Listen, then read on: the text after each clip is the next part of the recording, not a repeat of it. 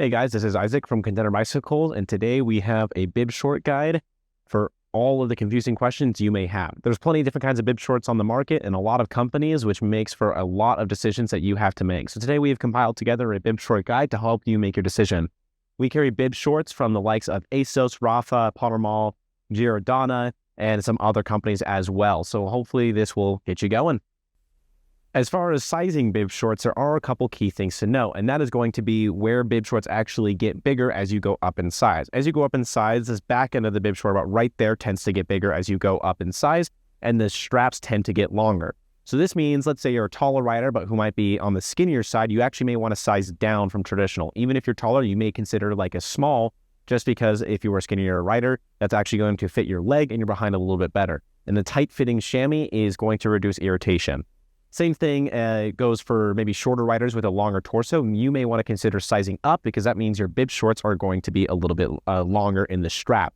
If your straps are too short, they're going to be constantly pulling down on your chest right there. And when you're leaning over on the bike, it's not the most comfortable sensation ever. So maybe sizing up can fix that as well.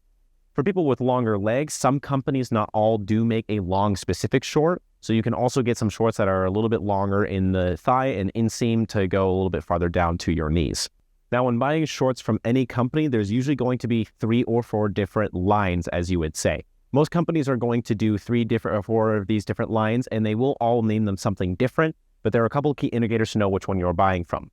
For most companies, they have a base model line, or what a lot of companies will call like their core line, but things called like performance, core, or base are all good indicators to know what line you are buying from.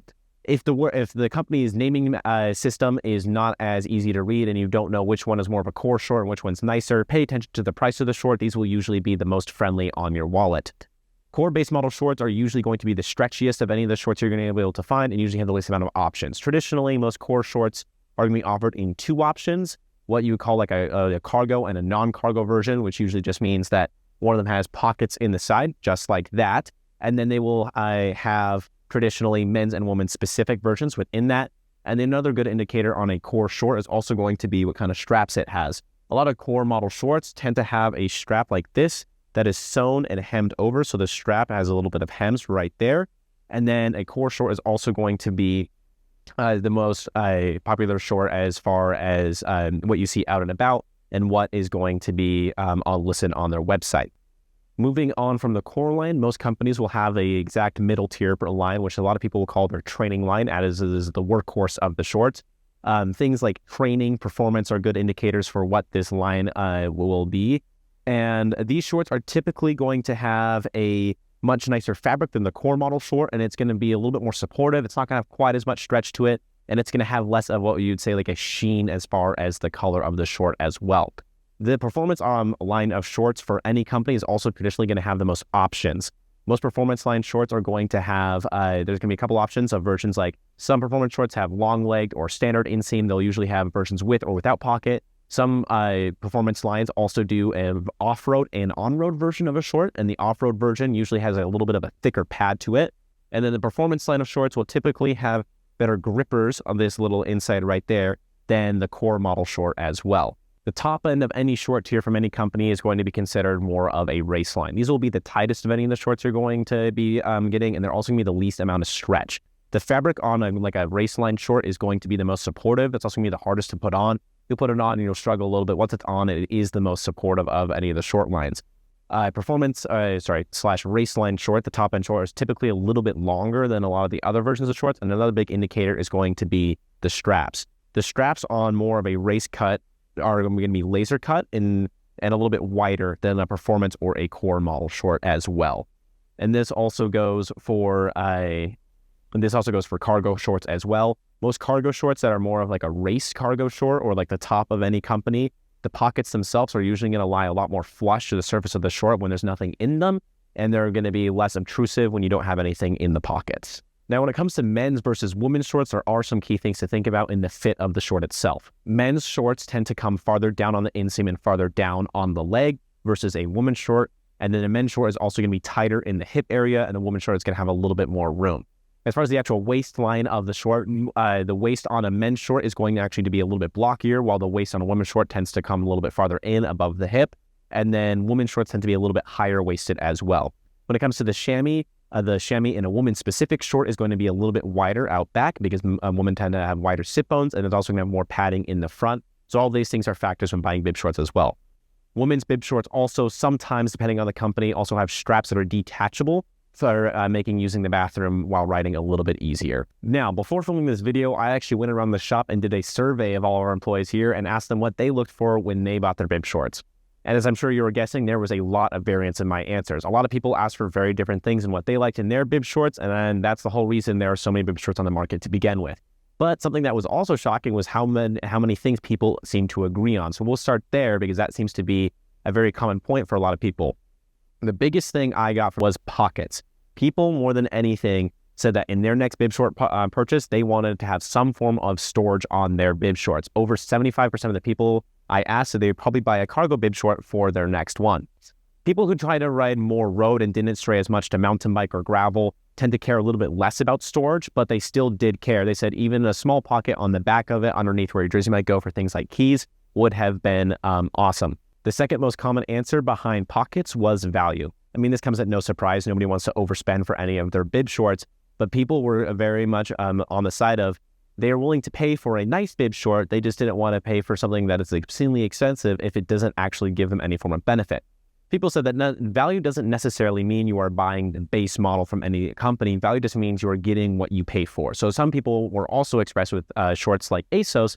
They're willing to spend for the higher end premium like ASOS has because it has a nicer chamois, and they truly do believe it is a nicer chamois.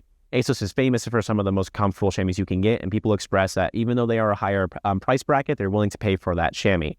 Another shop favorite that in terms of value is one of the best bang for your bucks you can get is 7 mesh. We had a lot of riders here who like to wear 7 mesh shorts, and they tend to be very good value. After value and pockets, the third most asked about thing from anybody I talked to was mainly length. A lot of people expressed that for their next bib short purchase, they wanted something that was slightly either longer than what they currently had, or they liked the length that they had and they want to continue to buy longer shorts.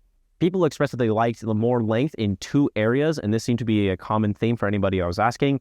People wanted a short that was longer than their current one, that got further down the knee, and then other people also expressed they wanted a longer short as far as the actual height of it. People expressed that they wanted a short that comes a little bit higher up on the stomach and is a little bit more supportive, but that does vary on person to person, and the general consensus was just below the belly button happened to be about right, but they would appreciate if the bib short was a little bit longer and a fit a little bit more high-waisted. The last thing anybody mentioned when it comes to what they did like in a bib short was laser cut straps and cuffs. Laser cut straps, as we talked about earlier, are just straps that have been laser cut instead of hemmed over, so they lie very flat on the body of the rider, and they don't fold over while you ride. People talked about how not having hem right there leaves nothing to rub and nothing to irritate while you ride, and that was a very big yes for everybody I asked. The other thing came to that was the cuff of the short. The cuff of the short was also asked, it would be great if that was laser cut, because that doesn't, when it pulls up and it shifts while you're riding, it's not pulling on hairs and etc., not irritating you while you ride. Another thing when it comes to cuffs was length of the cuff. A couple of people also expressed that in their next bib short purchase, they would like a cuff that was slightly longer. This tends to be on more race cut bibs, like these Rafa Pro ones right here, tend to have a much longer cuff, about 3 or 4 inches, but they express because the cuff is typically made out of a tighter material, this prevents the bib short from slipping in longer rides. Now, while those were all things that we could agree on as a shopper, things we look for in a bib short, well, something we could not agree on was color. A lot of people had differing opinions on what they thought a bib short should look like, and logos and brandings and all of the above. About 50% of the people we asked said they preferred a bib short that was just all black or navy. One thing that is for sure, simple is still classy. These people even expressed that no logos at all was sometimes what they wanted on a short. The other half of the spectrum said they do like simple colors, but sometimes logos were okay. The one thing that everybody could agree on was if there are going to be logos, they need to be simple. Maybe one on the back, one on the leg, but nothing too flashy. Lots of flashy logos is a no-go from everyone. Now, away from black and navy, the other half of people did say they liked color, but of the people who liked color, they were split into kind of 2 groups.